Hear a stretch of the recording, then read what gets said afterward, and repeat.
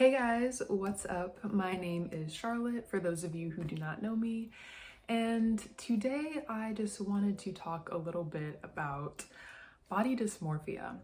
I wanted to talk about what it is exactly, my experience with it, and then after that I wanted to give you guys one simple trick, really, that you can use in order to overcome body dysmorphia. And yeah, it's changed my life for the best, so stick around. So what is body dysmorphia exactly? Well, for those of you that don't know what it is, body dysmorphia is essentially a mental condition in which you are obsessing over a perceived flaw that has to do with your body. It could be an imagined flaw, it could be a minor flaw, but no matter what it is, you obsess over it. And in this obsession, you are kind of experiencing a distortion of reality because others won't really be honing in on that flaw that you perceive to have, not nearly as much, or maybe even at all. But no matter what it is, no matter how big or small it is, you know that you have body dysmorphia when you are obsessing over it, when you are thinking about it constantly, when it is distracting you from being able to live your day-to-day life. So just for some context, I had body dysmorphia very heavily between the ages of about 15 or 14 to 21.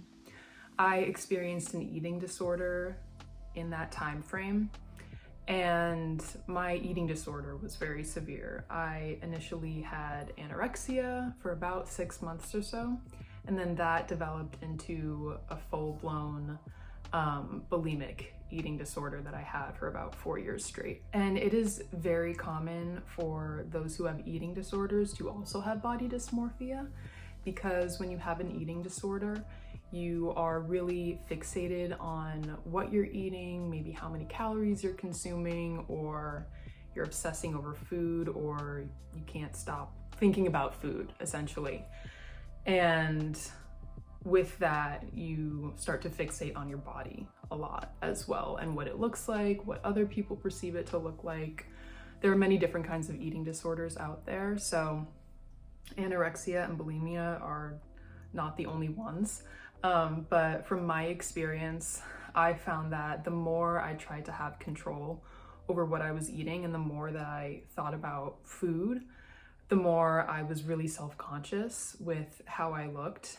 And it was honestly like a living hell that I was going through at the time. At my lowest weight, I was 110 pounds, I believe. And just to let you guys know, I'm 5'10".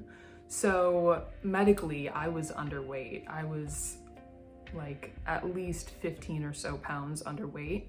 But because I had a distorted view of what I actually looked like, I was convinced that I was fat, that I was overweight. If you've experienced body dysmorphia, you know that you are at a constant battle with your own body, and it is an exhausting experience to have.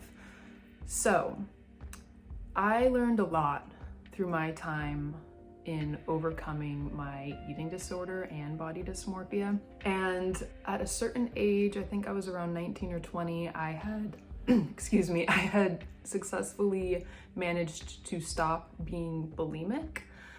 However, the body dysmorphia was still there. Every time I would look in the mirror, I would think to myself, oh gosh, I'm like so overweight, my thighs are so big, I wish that I could change my body like that. And so, for anyone that has body dysmorphia out there that's watching this, this is my suggestion to you. This is my advice in how to overcome it.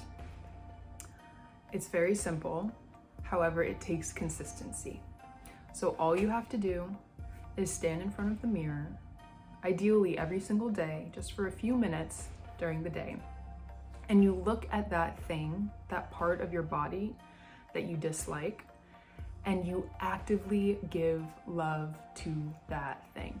For example, if you are someone, let's say, that hates their skin for whatever reason, you would go and stand in front of the mirror and look at your skin every single day, just for a few minutes, and say to yourself, wow, I love my skin.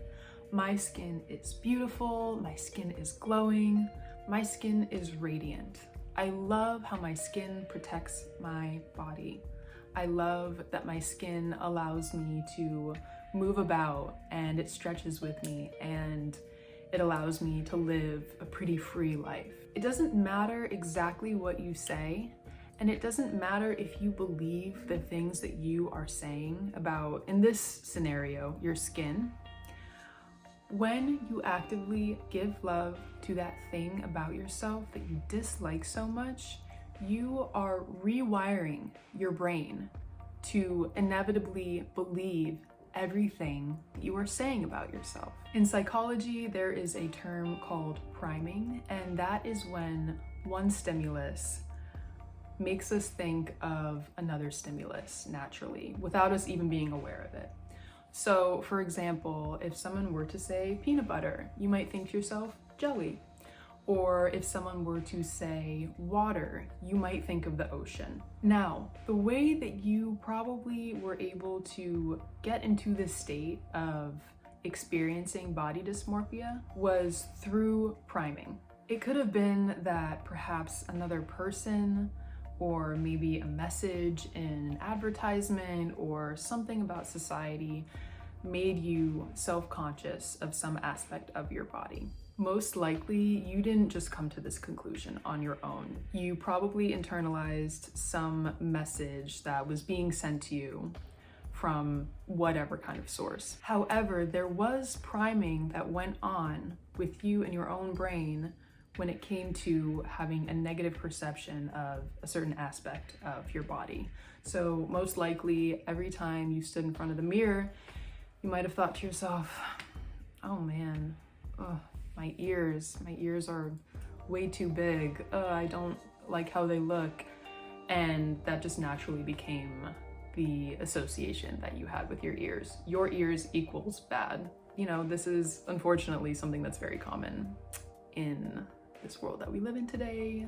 Many people are insecure for really no reason. So now we have to actively work to prime our brains in the opposite direction of what we primed them to be like for so long. So stand in front of the mirror and say to yourself, I love my body, I love this thing about me. Say whatever you need to say, even if you don't believe it while you're saying it, that is okay. You will probably feel like an imposter or some narcissistic person at the beginning, but that is to be expected because your brain is not familiar with these new thoughts that you are giving to yourself. And the amazing thing about our brains and neuroplasticity is that if we say something over and over and over again enough, if we hear something enough, it starts to become a part of our belief system.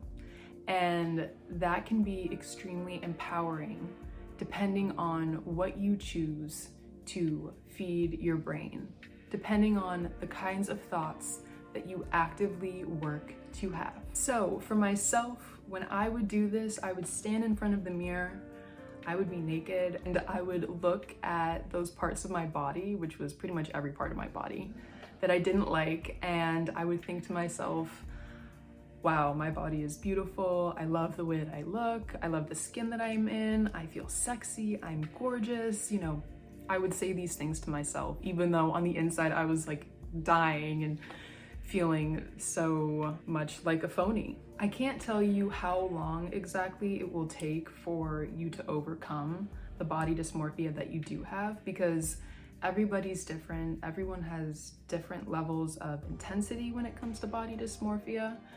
For me, I had been ragging on myself for at least like 6 or so years, and I would say that once I did this whole ritual almost every day for myself, every time I looked in the mirror, it took me about maybe like a year or so before I could really feel confident in my skin. But I know a year might seem like a lot, but when you have the rest of your life ahead of you, it's worth it, absolutely. And you never know, your experience could be a lot more swift than mine. I was just really, really, really hard on myself for most of my teenage years, so it took some time for me to be able to get out of that dark state. Also, if you have been experiencing body dysmorphia, or maybe if you have experienced it in the past and you would like to talk about your experience at all, or maybe give some tips to others on how to overcome it,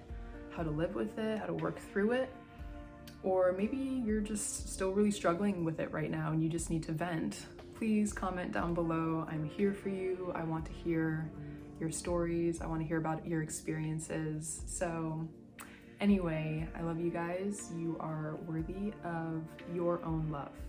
Always remember that. Thank you guys so much for watching. I hope that you are able to walk away from this video and hopefully some aspect of it will help you out a little bit. Body dysmorphia is something that nobody should have to go through.